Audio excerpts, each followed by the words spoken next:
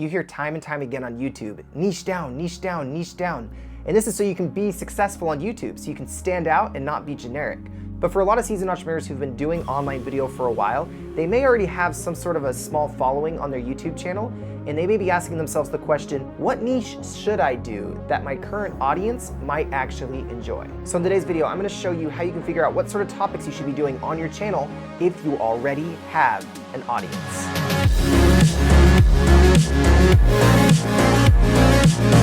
Hey Big Shots, my name is Daniel Ford and I help motivated entrepreneurs master the strategies of YouTube for their business so they can get fresh leads and profits. Be sure to subscribe down below and hit that notification bell so that you can be updated every time I release a new video on mastering the strategies of YouTube.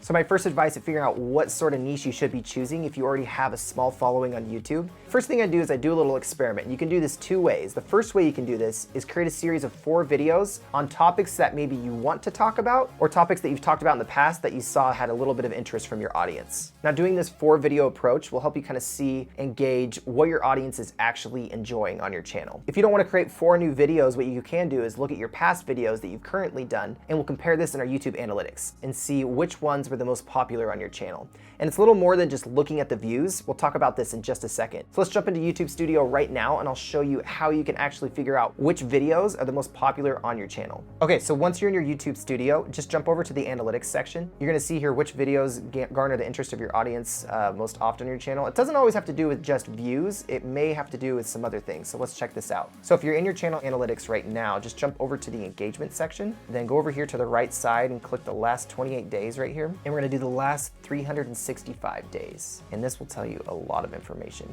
And then just scroll down to here and you're gonna see the top videos with watch time in the last 365 days. Now watch time is the amount of time that someone has specifically watched on that video. Now this can tell you a lot as far as what your audience is enjoying the most on your channel. If you have a lot of watch time for a specific video, this is telling you that your audience is engaged with this video and is probably watching it pretty much all the way through. And so this can tell you a lot with what kind of content that you should be creating as far as this goes. Okay, so looking at my videos right here, you can see that I have this Final Cut Pro 10 tutorial that has 499 hours of watch time currently. And that tells me that the audience really likes that. Even though I don't do Final Cut Pro 10 tutorials anymore, this is a good indicator that if I did continue to make Final Cut Pro 10 tutorials, my audience would probably get a lot more engaged with that and the YouTube algorithm would probably raise my videos up to more people within that target audience. And then jumping over here on the right side, you have your top videos by end screen. And this tells you a lot because what this means is the viewer has completely watched the video all the way to the end of the video. So if your specific viewer has seen the end screen elements pop up at the end of your video, this means that they watched the video all the way through and they probably actually enjoyed the content in that video. So looking at this, yet again, I have a bunch of Final Cut Pro 10 tutorials, but I also have this YouTube intro tutorial right here that has almost 31 people that stayed completely to the end. Okay, so in this third tip, we're gonna just jump right over to videos really fast. And this is gonna tell us specifically where the people are falling off at in your videos and to see how long they're actually sticking around for. So this gets a little more in depth than just watch time. This tells you what your hardcore fans are probably enjoying the most. So if I just go to new YouTube strategy right here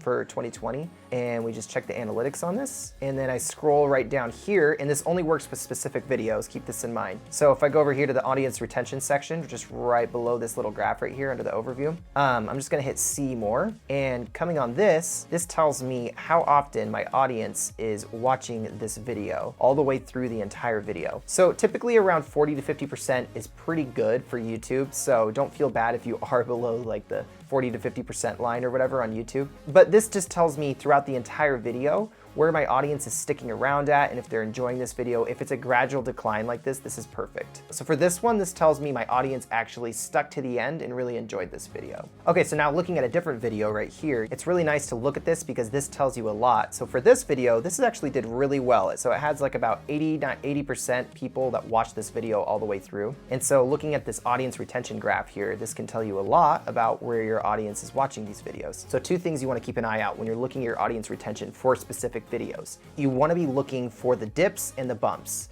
So the dips mean that people are skipping over certain parts of the video.